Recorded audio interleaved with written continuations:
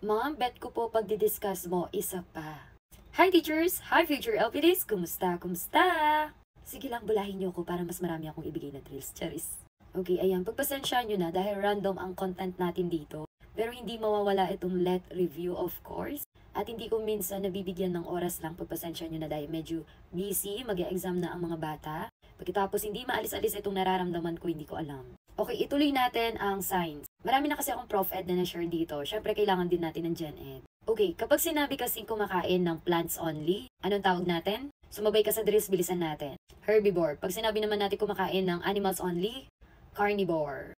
Kapag ito naman kumakain both animals and plants, omnivore. Kapag siya naman yung nagpo-produce or nagpo-provide ng food, producers. Siya naman yung nag-o-obtain ng energy doon kay producer, consumers. So now, let's have another topic that you should know before taking the board exam.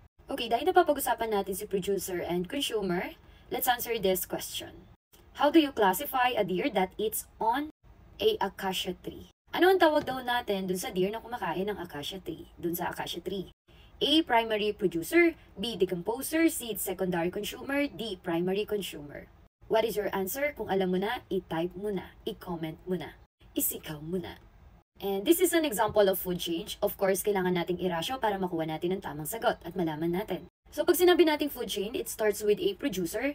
Siya yung nagbibigay ng pagkain. Siya yung nagme-make ng kanyang pagkain, sariling pagkain. Of course, a series of consumers. Yung mga consumers, sila yung mga kumakain. Meron tayong tinatawag na primary consumer, secondary consumer, tertiary consumer. At may tinatawag din tayong decomposers. Okay, dito sa food chain, sino yung nagbibigay ng energy kay plant?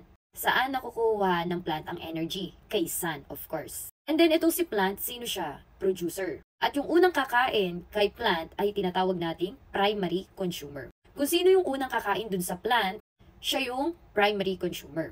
Pagkatapos yung kakain dun sa primary consumer, tinatawag nating secondary consumer. Okay, ang primary consumer natin dito si worm. Tapos, after nun, kakainin ni chicken yung worm at siya nga yung secondary consumer. Tapos itong chicken naman na ito ay kakainin ng snake at tinatawag nga nating tertiary consumer. Pagkatapos, kapag namatay na yung snake na yan, ay mabubulok na, ayan na yung fungi, bacteria, at tinatawag natin itong decomposers. Let's go back to the question. Okay, yung deer daw, kumakain siya po doon sa acacia tree, doon sa plant, sa tree, halaman, producer.